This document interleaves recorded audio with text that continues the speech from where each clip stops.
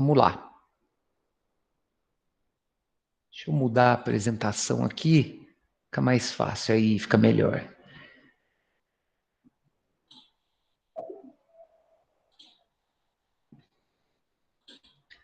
Então, nós já resolvemos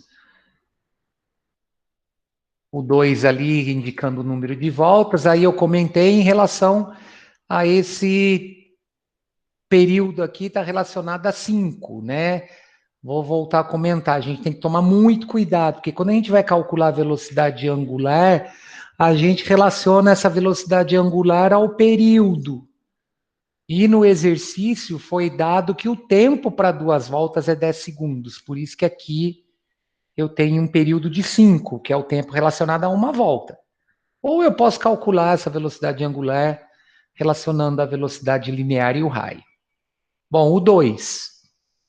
As cidades de Quito e Singapura encontram-se próximas à linha do Equador em pontos diametralmente opostos do globo terrestre.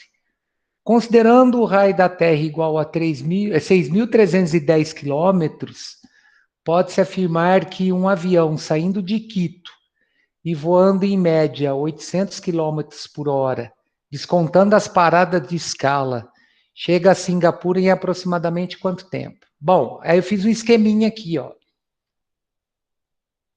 Se eu olhar de cima, tá, dessa circunferência, vamos considerar isso planificado. Se eu olhar de cima, a representação desses dois pontos diametralmente opostos são dois pontos que se encontram em pontos opostos de uma circunferência representando o diâmetro dessa circunferência. Então, são pontos opostos relacionados ao diâmetro. Beleza? Então, se eu tenho esses pontos associados ao diâmetro da circunferência, o deslocamento sobre a mesma corresponde a meia volta nessa circunferência. Beleza? Então o avião vai sair aqui de Quito, ele não vai percorrer em linha reta, tá? Ele vai percorrer contornando na circunferência, ele vai contornar essa distância D, que representa meu deslocamento, de πr. Certo? Eu tenho o raio, que é 6.310 quilômetros, não vou mexer no raio, porque ele deu a velocidade média desse avião em quilômetros por hora. Então, como eu estou considerando a velocidade em quilômetros por hora, eu posso relacionar o raio em quilômetros. Só que aqui ele não deu para a gente considerar π igual a 3, igual foi no primeiro exercício. Mas se eu colocar também, não vai dar diferença na resposta não, tá? Vai dar a aproximação que eu quero para uma dessas 5 opções. Então, o que nós temos que calcular aqui? Nós temos que calcular o tempo para ele percorrer esse meio comprimento de circunferência a essa velocidade de 800 km por hora. Olha lá, ó. Vamos analisar uma coisa aqui. No caso, a relação que eu tenho aqui, ó, entre deslocamento ΔS e tempo é diferente dessa aqui do primeiro exercício, tá? Porque aqui ele está relacionando voltas completas. E no caso, 2 voltas. Aqui não. Ele determina, né? Ele mostra que esse avião vai sair de Quito e voar até Singapura, onde são cidades que estão em pontos diametralmente opostos do globo. Certo? Então eu vou percorrer a metade do comprimento da circunferência. Por isso que é 2π, π vezes r aqui. ΔT é o tempo que nós vamos calcular. Aí é só trocar valor. Então, como eu não mexo na velocidade, eu não mexo no valor do raio também. Considerando a velocidade de 800 km por hora, eu considero o raio de 6.310 km. E multiplico pelo valor de π, que passando isso para valor decimal, ele corresponde a 3,14. Aí como é que eu vou calcular esse tempo? Esse tempo é o resultado dessa multiplicação aqui de 3,14 por 6.310, dividido pela velocidade de 800. Dá aproximadamente 25 horas. Eu vou fazer uma conta rápida aqui, só para vocês terem a ideia de como não muda muita coisa. Se eu considerar, por exemplo, o π igual a 3, quer ver? Ó, se eu considerar π igual a 3, vai ficar 3 vezes 6.310, dá 18.930. Dividindo isso por 800, eu vou ter 23,66. Deu uma diferença no valor numérico, certo? Mas como a resposta é aproximada, eu vou no maior valor, eu não vou no 20 horas, tá? Eu vou no valor próximo, no valor mais elevado próximo, no caso 25, beleza? Porque esse resultado aí de 3,14 vezes 6.310 dá esse valor que está aí, 19.813,4. Dividindo isso por 800, dá 24,76. Olha lá, ó, fui para o maior valor. Tá? Tranquilo? Então a resposta é a letra C. Deixa eu pôr para carregar aqui de novo. Exercício 3. As máquinas cortadeiras e colheitadeiras de canas-de-açúcar podem substituir dezenas de trabalhadores rurais, o que pode alterar de forma significativa a relação de trabalho nas lavouras de cana-de-açúcar. Uma pá cortadeira da máquina ilustrada na figura abaixo gira em movimento circular uniforme e sua frequência e a uma frequência de 300 RPM, ou seja, ela dá 300 voltas por minuto. A velocidade do ponto extremo P da pá vale. Ele pediu para considerar o π igual a 3. Aí, pessoal, o que eu tenho que analisar primeiro? A unidade que eu tenho na resposta. Observe que ele quer que eu calcule a velocidade de um ponto P que se encontra a 60 centímetros do centro, que corresponde ao raio. E a unidade é metro por segundo. Então, ele quer a velocidade no sistema internacional e eu tenho que transformar as grandezas relacionadas. Eu tenho que passar esse raio de 60 centímetros para metro, é só dividir por 100, e tenho que transformar essa frequência em hertz. O hertz é o ciclo por segundo. Então, para eu transformar essa frequência em hertz, basta eu dividir por 60. É uma regra de 3, né? Ele dá 300 voltas em 1 minuto, ou seja, ele dá 300 voltas em 60 segundos. Quantas voltas ele dá em 1 segundo? É só dividir esse 300 por 60 que eu tenho o hertz, que é o ciclo por segundo, tá? E como é que eu calculo essa velocidade? Multiplicando 2π pelo raio, pela frequência do movimento. Então, olha lá, ó, já transformou ali, ó, a frequência de 300 RPM corresponde a 5 Hz, porque ela é o resultado da divisão de 300 por 60, eu tenho o resultado no sistema internacional, que é o ciclo por segundo, que é o Hertz. Os 60 centímetros aqui eu passo para metro, basta eu dividir 60 por 100, eu tenho o resultado desse raio em metros. Aí eu substituo na minha relação. Aqui ele fez uma graça aqui, tá? Não precisava ter feito essa graça aqui. Que a frequência é a velocidade linear, é a velocidade angular vezes o raio. Onde essa velocidade angular é 2πf. Cara, já saía direto no 2πfr. Só trocar valor e resolver. tá? Então, multiplicando 2 pelo valor de π que ele pediu para considerar 3, pela frequência em hertz que é 5, por 0,6, a velocidade do ponto P dessa colheitadeira aí é de 18 metros por segundo. Ela é rápida pra caramba, tá?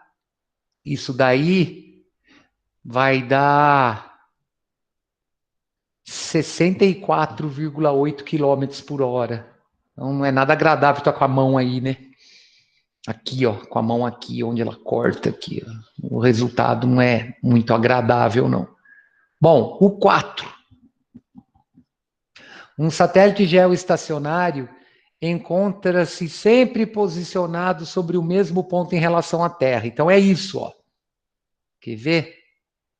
Deixa eu... Ah, é porque apareceu a resposta ali. É isso aqui, ó. O satélite é estacionário, então seu período de rotação é igual ao período de rotação da Terra, ou seja, o tempo que ele gasta para dar uma volta completa num satélite geoestacionário é sempre igual ao tempo de rotação da Terra. Então, o período de um satélite geoestacionário é de 24 horas. Correto? Por quê? Porque ele vai fazer isso aqui, ó. Ele sempre vai estar na mesma posição em relação a um ponto fixo na Terra, tá? Então ele tem que ter uma velocidade alta para estar girando ali, né? Porque eu tenho que considerar o raio da órbita desse satélite, que considera, no caso aí de 36 mil quilômetros, já considerando os 6.310 do centro da Terra até a superfície terrestre, ou seja, considerando o raio terrestre. Então, o que, que ele quer? Ele quer a velocidade no qual esse satélite está percorrendo essa órbita, e a velocidade está em quilômetro por segundo. Então, o que, que eu tenho que ter aqui? Mas não foi dado tempo, professor. Não tem problema.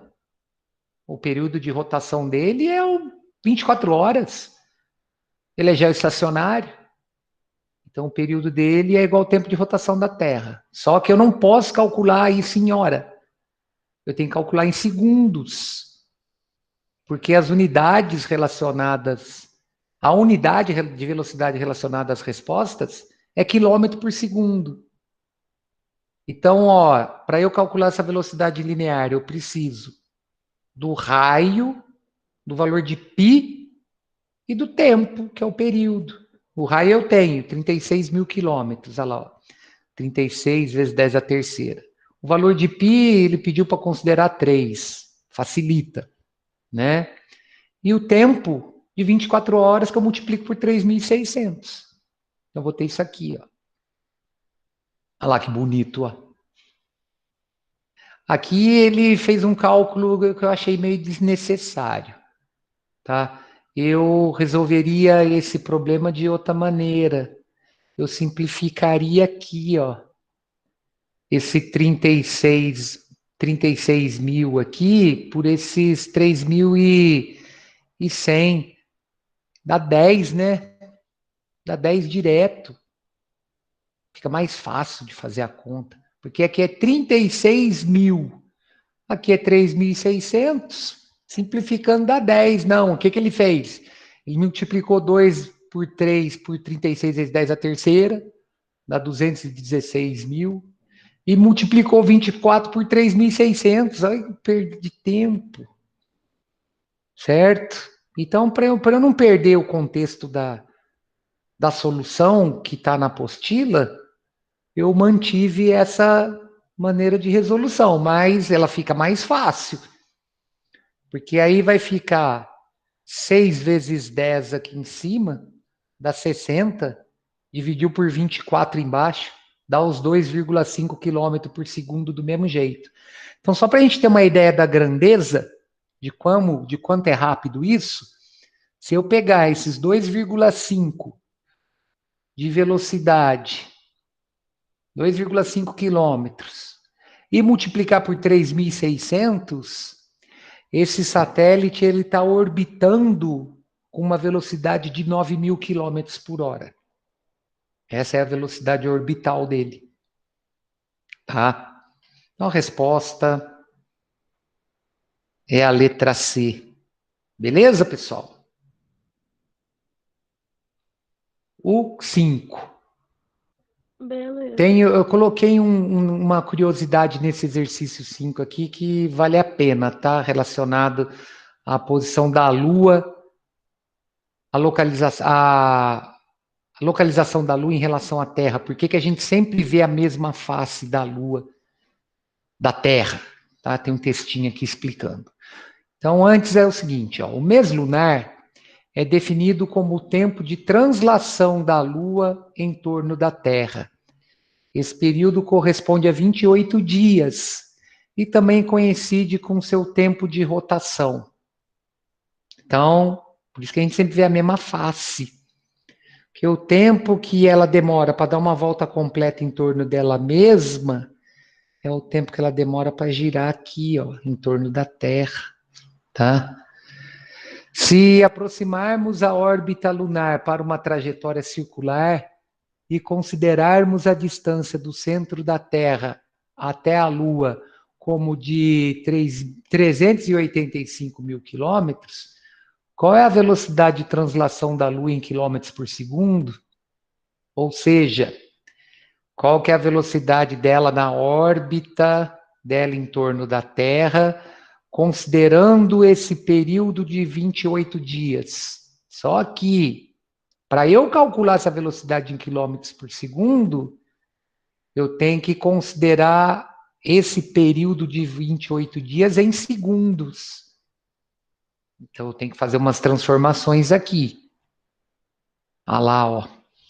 A velocidade linear, que é a velocidade de translação, é o deslocamento na órbita dividido pelo tempo. O deslocamento da órbita para esse tempo de 28 dias é o comprimento dessa órbita. O comprimento dessa órbita é 2 vezes π, que é 3,14, vezes o raio que foi dado aqui, ó, 385 mil quilômetros. Aí, para esse período de translação, como eu quero a resposta em quilômetros por segundo, eu tenho que transformar esses 28 dias em segundo. Ou seja, eu multiplico por 24, que é o tempo em hora de um dia, e multiplico por 3.600, que é o tempo em segundos relacionados a uma hora. Então, ó, numerador, esse produto todo aqui dá 2.417.800. O denominador, ele dá 2.419.200. Então, ele deu uma aproximada legal aqui, né? A velocidade de translação da Lua em torno da Terra em quilômetros por segundo é aproximadamente igual a 1 quilômetro por segundo. Não é, né? É menor que 1 quilômetro por segundo. Olha lá, ó, o numerador aqui é 417, aqui embaixo é 419. Então, dá um resultado menor que 1. Só que por aproximação, 1 quilômetro por segundo. Ou seja, a Lua está percorrendo sua trajetória ao redor da Terra, uma velocidade de 3.600 quilômetros por hora. Tá? Aí eu coloquei uma curiosidade aqui, ó. Provavelmente você já deve ter se perguntado do porquê de sempre vermos a mesma face da Lua que da Terra. Se a Lua também gira, a lógica seria ver sua outra face, não é mesmo? Mas por que nunca conseguimos ver o lado oculto da Lua? É muito simples.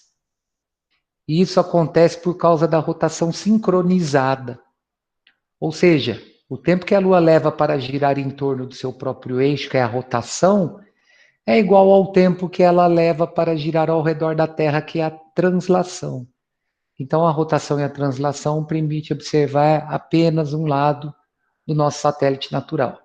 Tem um filme que eu recomendo, é antigaço pra caramba, com Tom Hanks, chama Apollo 13, é uma história real de uma missão da NASA que não conseguiu pousar na Lua devido a uma falha num misturador de oxigênio, um fusível lá que queimou.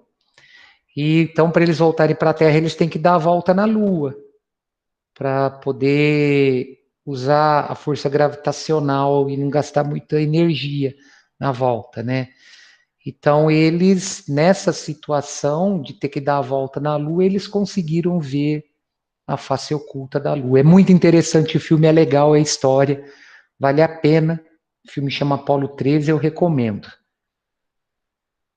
Então, ó, é por isso que a gente sempre vê a mesma face da Terra, a mesma face da Lua aqui da Terra, aqui, a mesma face da Lua na Terra, porque o movimento de translação aqui, né, que é esse movimento que ela faz em torno da Terra, é igual ao movimento que ela de rotação do giro dela em torno dela mesma, tá? Beleza? Aí ele quer saber qual a velocidade angular da Lua em radianos por dia. Como é que você calcularia essa velocidade angular da Lua em radianos por dia? Eu vou dividir o comprimento, a variação angular em uma volta completa, que é 2π, pelo período em dia. Aí o período em dia aqui não está relacionado a um dia, não, tá? Ele está relacionado ao período de translação, que é de 28 dias. Então, basta eu dividir 2π por 28, que eu tenho essa velocidade angular. Aqui em cima vai dar 6,28, né? Divido por 28. A velocidade angular da Lua é de aproximadamente 0,22 radianos por dia. Então, ele varre um ângulo de 0,22 radianos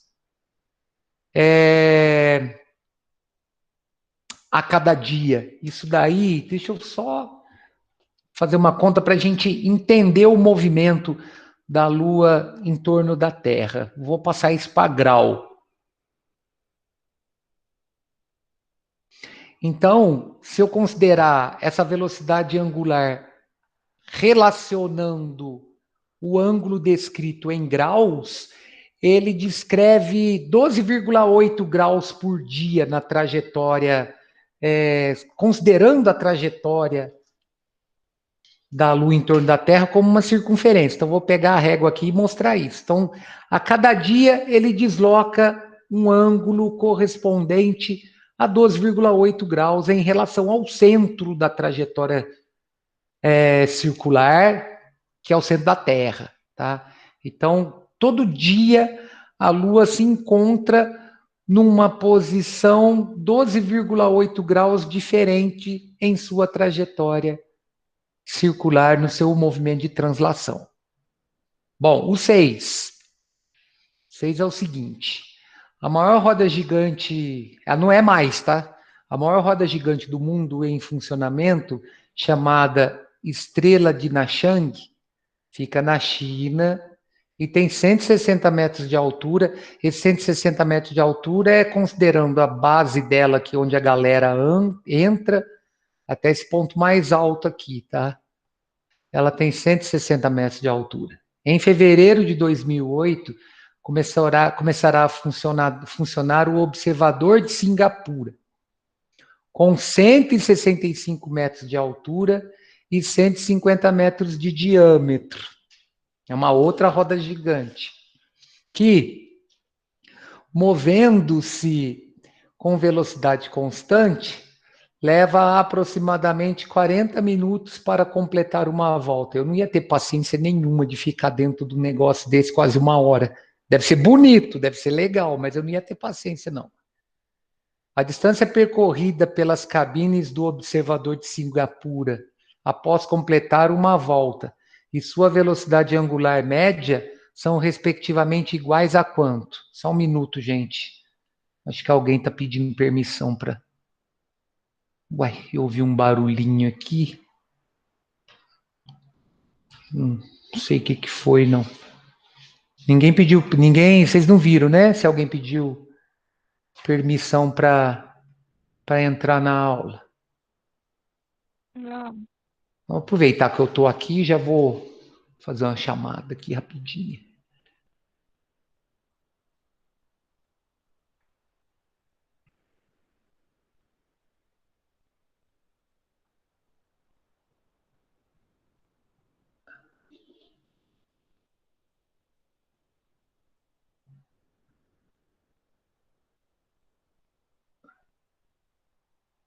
Beleza. Então, vamos voltar no exercício aqui. Então, ó, essa roda gigante aqui... Ah, estraguei a surpresa. Peraí.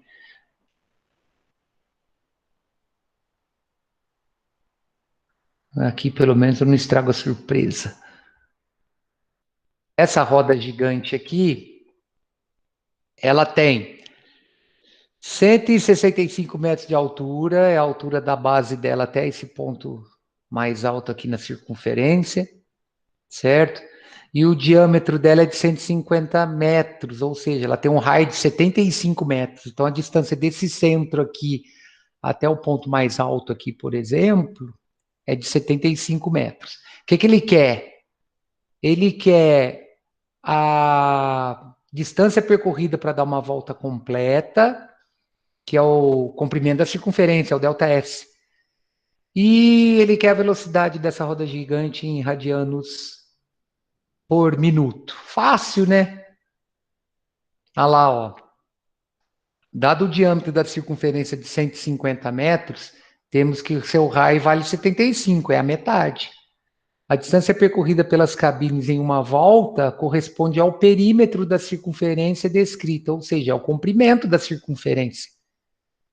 Então, essa distância percorrida, que é meu ΔS, corresponde a 2πr, que é o comprimento da circunferência.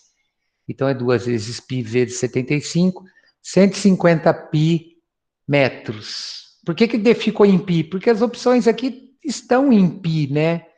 Então, deixe em π também para seguir a resposta. Aí, se eu quiser saber, ter uma ideia da grandeza, troque esse π por 3, vai dar 450 metros de distância percorrida. Então, uma volta completa é a mesma coisa se você caminhar em linha reta 450 metros. É coisa pra caramba, quase meio quilômetro. E qual que vai ser a velocidade angular? A velocidade angular relaciona o comprimento do ângulo numa volta completa, que é 2π, pelo período para eu dar essa volta completa. E observe que em todas as opções eu estou em radiano por minuto. Então, para eu achar essa resposta em radiano por minuto, eu tenho que trocar π por 3,14 e vou manter o valor do tempo de 40 minutos. Tá? Então, vai dar 6,28 dividido por 40, dá 0,157 radianos por minuto, que corresponde à letra D. Aí, pessoal, acontece o seguinte. Eles ficaram para trás, tá?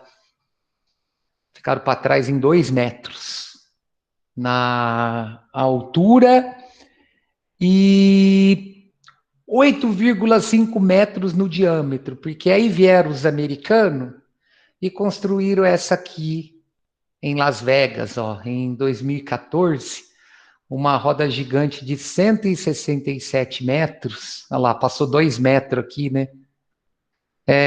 Passou a funcionar em Las Vegas, nos Estados Unidos. Seu nome é High Roller, ela chama High Roller Hills. É essa belezinha aqui, ó. Olha o tamanho dessa roda gigante. Legal que ela roda no sentido anti-horário. Olha lá, ó. Isso aí em Las Vegas, tá?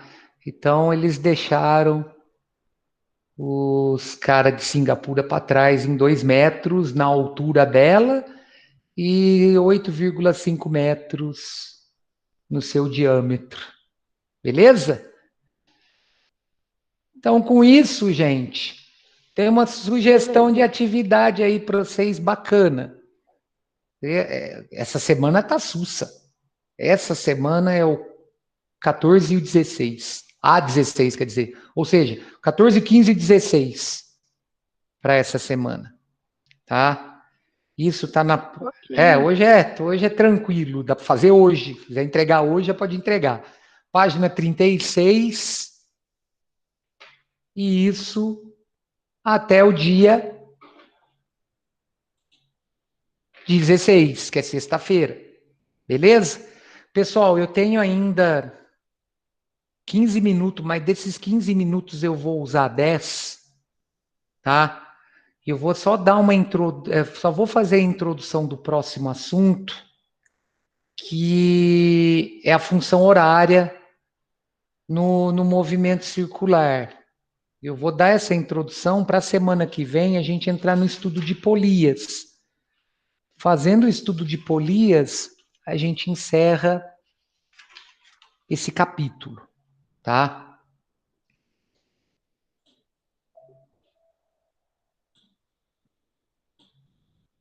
Então, ó, só voltando.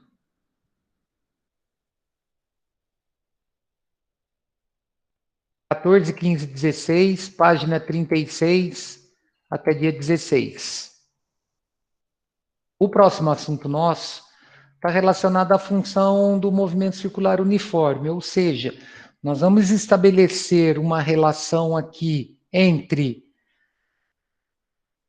o valor do ângulo e o tempo relacionado a esse deslocamento. Porque o que acontece? Lá no movimento retilíneo uniforme, a gente consegue determinar a posição de um corpo numa trajetória retilínea a partir do momento que eu estabeleço uma função horária. A função horária da posição, ela estabelece uma relação entre a velocidade, o tempo e a posição inicial do corpo na trajetória retilínea. Eu posso fazer a mesma coisa aqui na trajetória circular. Tá? Porque na trajetória circular, eu estou relacionando a variação do ângulo associada à velocidade no qual ele percorre esse ângulo, no intervalo de tempo qualquer. Então, dá para eu saber na trajetória circular a posição desse corpo sobre essa trajetória para qualquer intervalo de tempo. Então, observem, uma das características dos movimentos uniformes é que os objetos percorrem distâncias iguais em intervalos de tempos iguais. Então, por exemplo, um móvel que tem uma velocidade de 20 km por hora, se essa velocidade é constante, isso significa que na primeira hora ele percorre 20 km, na segunda hora ele percorre 40 km, na terceira 60 e assim por diante. Por quê? Porque a característica dos movimentos uniformes é essa: percorrer distâncias iguais sempre em tempos iguais. Então, por analogia, corpos que descrevem movimentos uniformes em trajetórias circulares têm deslocamentos lineares e angulares iguais em intervalos de tempos iguais. Por exemplo, um ciclista que se movimenta em uma pista circular em movimento circular uniforme, com velocidade linear de 10 metros por segundo e velocidade angular de 0,1 radianos por segundo, que corresponde a aproximadamente a 5,7 graus por segundo, percorre deslocamentos de 10 metros e de 0,1 radiano a cada intervalo de tempo de 1 segundo. Em 2 segundos, esse ciclista percorre 20 metros e 0,2 radianos. Em 3 segundos, 30 metros e 0,3 radianos, etc. Certo?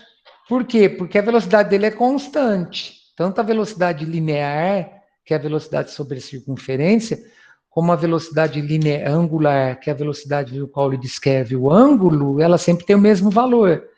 Então, ele percorre distâncias iguais em tempos iguais. Essa velocidade de 10 metros por segundo significa, em 1 segundo, 10 metros, em 2 segundos, 20 metros, em 3 segundos, 30 metros, e assim por diante. Aí eu posso estabelecer uma relação com a função horária da posição de um objeto num movimento uniforme com o deslocamento angular. Olha lá, ó, a função horária da posição de um objeto em movimento uniforme é dada por S igual a S0 mais VT. É a fórmula do sorvete, né? Podemos chegar a uma função semelhante para a posição angular de um objeto em movimento circular uniforme. O que seria essa posição angular do objeto? A posição relacionada ao ângulo que ele descreveu em função de um ponto de partida, né? Porque aí o que vai acontecer? Se eu tenho, por exemplo, o corpo partindo deste ponto aqui, e no intervalo de tempo qualquer chegando a esse ponto, isso vai determinar uma variação angular na minha circunferência, que pode ser obtido, o valor dessa posição angular pode ser obtida para qualquer intervalo de tempo. Basta eu ter uma função, no caso, uma função horária. Então, a gente pode chegar numa expressão semelhante à do movimento retilíneo, relacionando a velocidade angular com o deslocamento angular e o intervalo de tempo. O que é a variação angular? É o ângulo final menos o ângulo inicial. A variação do tempo é o tempo final menos o tempo inicial. Em geral, o tempo é cronológico. Então, a gente considera o tempo inicial igual a zero. Então, esse valor T0 aqui que está subtraindo, ele pode ser desconsiderado. Então, eu fico com uma velocidade angular igual à variação do ângulo, que é o ângulo final menos inicial, dividido pelo tempo, naquele instante. Tá? Passa a ter multiplicando ômega e igualado a essa diferença. Então, eu posso fazer uma analogia na minha relação. Olha lá, ó. Como pretendemos encontrar uma função que nos permita calcular a posição angular para cada instante de tempo, nós temos que isolar o ângulo θ em função desse tempo. Então, o que eu faço? Eu passo o φ0 somando segundo o primeiro membro. Ele estava subtraindo aqui. Como a propriedade é reflexiva, o valor da posição angular para um tempo qualquer vai ser igual ao posição angular inicial mais a velocidade angular vezes o tempo. Então, essa função permite caracterizar o comportamento da posição angular θ em função do tempo, por isso é denominada função da posição no movimento circular uniforme. Observe que essa função é semelhante à função da posição no movimento uniforme. No movimento uniforme, eu tenho um deslocamento linear, então é a posição associada à posição inicial mais a velocidade linear vezes o tempo. No movimento circular uniforme, isso aqui está relacionado à posição angular. Para a posição angular, eu relaciono a velocidade angular, tá? Então, beleza, pessoal? Aqui é o seguinte, na segunda-feira, a gente vai começar a analisar essa parte de polia, ó, só falta isso aqui para a gente acabar, ó. Nós paramos no, deixa eu ver, paramos no slide 90, tem 13 slides para a gente ver, super tranquilo, tá? E a bicicleta tá aqui, ó, depois eu vou mostrar isso aqui para vocês, esse negócio é muito louco. É o sonho de consumo, essa bicicleta aí. Então é isso, gente. A gente fica por aqui hoje. Na segunda-feira a gente já vê o conceito de polia, e se tudo der certo, a gente já termina a apostila, tá? A apostila não, o capítulo. Fico no aguardo das tarefas. Do mais, um abraço para todo mundo. Bom descanso aí, boa semana e até segunda. Tchau, Maria Eduarda. Tchau, Ana. Falou, pessoal. Um abraço para vocês. Tudo de bom aí. Se cuidem. Tchau, professor. Tchau, Giovana. Tudo de bom. Pra você também. Falou.